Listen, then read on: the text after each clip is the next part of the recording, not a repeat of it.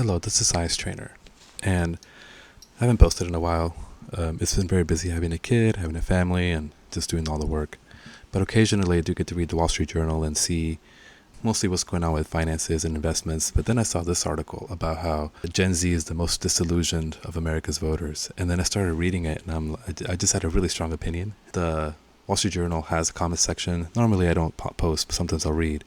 But it was just like, man, like, you see the train wreck happening and you see people causing damage to themselves, and it's just like, oh my gosh, like, these problems are fixable.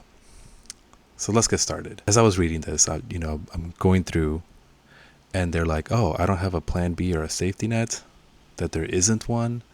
They're talking about how Gen Z is like the most disillusioned, the least of Gen Z compared to prior generations expect to graduate with a professional degree, expect a professional job, expect to own more than their parents, and they're fed up with policymakers from both sides. And that's the kind of thing that's just like, oof, this really grinds my gears. And so recently, the House passed a bill that would force TikTok to either force a sale to an American owner or to shut down. And this is what people care about. And they're like, oh no, we're not going to worry about TikTok, and that shows you where their head is. Like, they're not talking about, I don't know, the economy or schools being shot up, right? Like, this is a wrong opinion. More on this later. So people talking this, so it kind of goes into like why they're disillusioned. Wars in the Ukraine, wars in the Middle East, abortion. That because of this, people think that they're not going to vote. So they're the most liberal, I guess, segment. So this section is saying, and we're just kind of over it. She says, we don't even want to hear about it anymore, about politics. Peña says she might not vote because she thinks it won't change anything. Is there just going to be more fighting? In what country is there no fighting for politics or policies or current events? In what country is there no fighting? And the answer is only in the countries where you're like legally cannot fight, right? And you might be thinking, and then there's other piece of like, we don't want to hear about it anymore. It won't change anything, except it does. And I bet these are the people that are not voting in every primary, in every runoff, in every election, in every city council, in every special election. Because the people that do vote are getting what they want. As a reminder, before you vote for the election, there's a primary. And for the primary, you get to see like who the people are even going to be that are going to run in the primary. And the votes here make a difference. In addition, today's city council person is going to be tomorrow's representative, the next day's senator, the next day's presidential candidate. So it's very important that you vote even at the most local elections, because this is where it makes a difference. Case in point, I just picked a random city, Seattle. So Seattle has got a new city council this year, 2024. And so this article kind of talks about like what they're trying to do and, some of the election pieces. And you're like, well, what is the city council? Why does it even matter? Because city councils will do things like this. Well, they're past the minimum wage. And you're like, oh, what was that comment about the safety net? And then you're like, yeah, wouldn't the safety net be so much better if there was a minimum wage? Some city councils even pass universal basic income pieces, which might matter. And so this article talks about how this is an older article, but it talks about how like they got the $15 minimum wage, and there's like violations if employers don't do that, and so this is something that makes a difference. The other thing I wanted to comment on is the primary, and people, and I think we're going to get into the article here. I guess we'll skip reading and we'll jump into the primary piece. They're pessimistic. We're talking about like student debt has fallen as a share of income with the Biden administration canceling stuff. That makes a difference. 35-year-olds, under 35-year-olds own homes than before the pandemic, but there's plenty of evidence to the contrary. So this is saying like there is good news, but there's evidence to the contrary. Delinquencies are rising in credit card and auto loans. Savings have dwindled. Rent has more than doubled. Let's see here. Most people think that the 3/4 of voters under 30 think the country's moving in the wrong direction, and nearly 1/3 have an unfavorable view of both Biden and Trump. Let's keep going here. They're less inclined to trust people than older generations were when they were in the same age group. And so this is the Supreme Court, Congress, executive branch, and the press. So hardly any confidence in the press.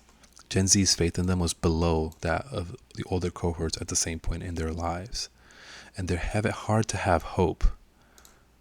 They increasingly believe the system is stacked against them. Millennials were more optimistic. And so here's like a little hope where up is bad and down is good. And then we get to this guy who's like, I went to bed at 23 before the pandemic, and then I woke up at 26, and it was a rough time for him. And then he talks about how he's like, oh, I think Biden is too old.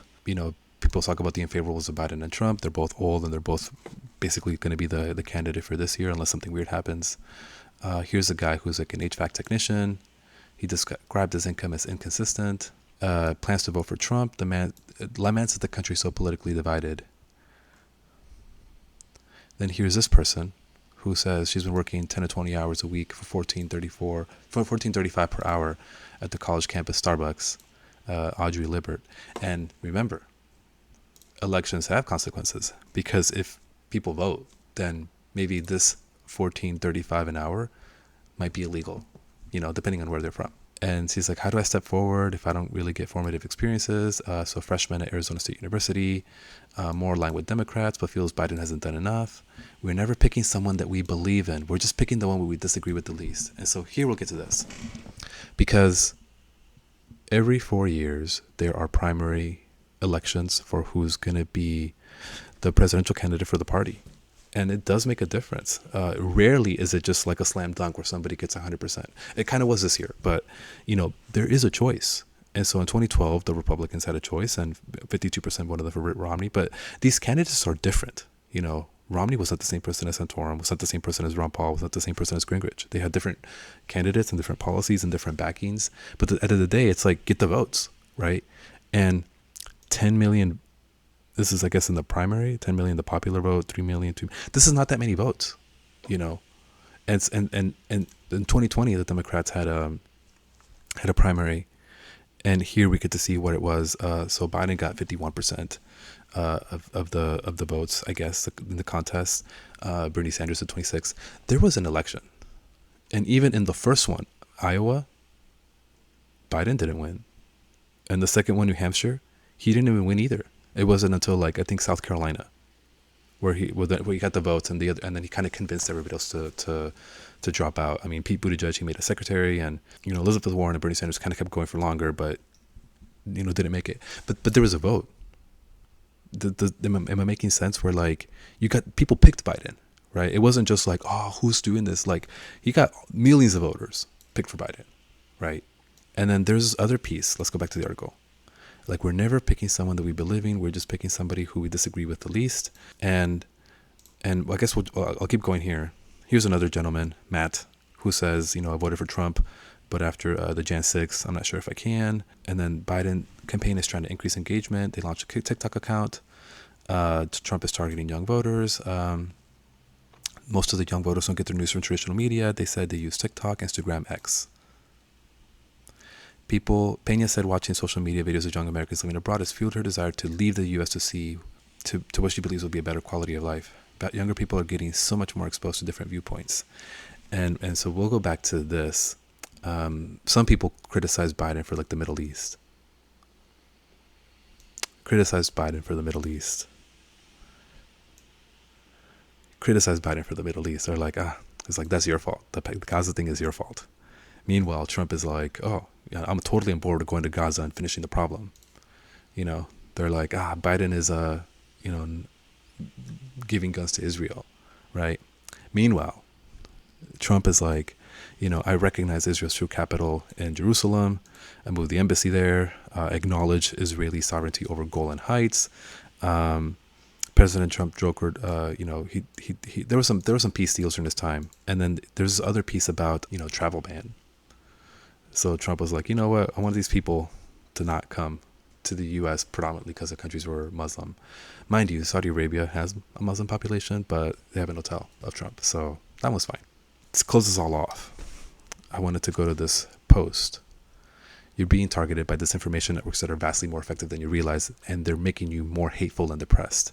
So there are foreign countries, Russia being there, that has people working 24/7, that are making posts, that are making groups, that are making comments that overwhelm the true Americans' posts. And so then you think, oh, it's hopeless. So they've been using these troll farms for years. It has been admitted by, Pergozan said it. We interfered, we will interfere. Blacktivist was a Facebook and Twitter group that had more followers than an official Black Lives Matter, operated by Russia. Russia plays both sides to get everybody to hate each other. My Baby Daddy Ain't Shit is a Black-oriented Facebook group that posts memes attacking men and government welfare workers. It just makes everybody hate everybody, operated by Russians. And then the thing is, Russia doesn't own millions of accounts, but they own thousands. And if they get millions of Americans to agree, then this achieves their purpose. China is joining in with AI, so we'll see where that goes. And it's not just false facts. It'll be things that are like half true. So in this post, they talk about how there was like a woman who poured bleach on a guy who was manspreading on the subway to get people to hate feminists. But the thing is, that was a staged video. That wasn't here. So you're being targeted by sophisticated government-led PR campaigns. And they're in all social media platforms: Facebook, Twitter, X, TikTok, of course TikTok, even Reddit. Don't accept facts from social media accounts you don't know. Resist the groupthink. Just because you see 1,000 people liking something doesn't mean it's necessarily true. Don't let social media warp your view of society. If you go outside to the store, most people are friendly. If you go to the book club, most people are friendly. If you run in the park and you're like, hello, good morning, most people say good morning back. Most people are friendly. It's only in here in the internet where there's a cesspool. And then, of course, this was in the Gen Z subreddit. Who's using TikTok? Young people. So the youngest people are on social media. The youngest people are on TikTok. All that to say is that I just feel like this attitude of like, oh, it's hopeless, is a self-imposed attitude. You're disillusioned because there are campaigns to make you disillusioned. There are people that are paid, thousands of people that are being paid to make you disillusioned, to make you think it doesn't matter, to make you think that, oh, there is no difference for people when there definitely is, to make you think that nothing ever changes when things definitely do. But the thing is, you got to vote. You got to vote in the primary, every runoff, every special election, every constitutional amendment. You got to vote in every single one, because when you don't, then you definitely don't have a voice. Don't be disillusioned. Take action. Go to the city council, vote, and maybe later I'll make a video for how to do that a little bit more effectively. Hopefully this isn't too long. Thank you guys for listening. Science Trainer, signing out.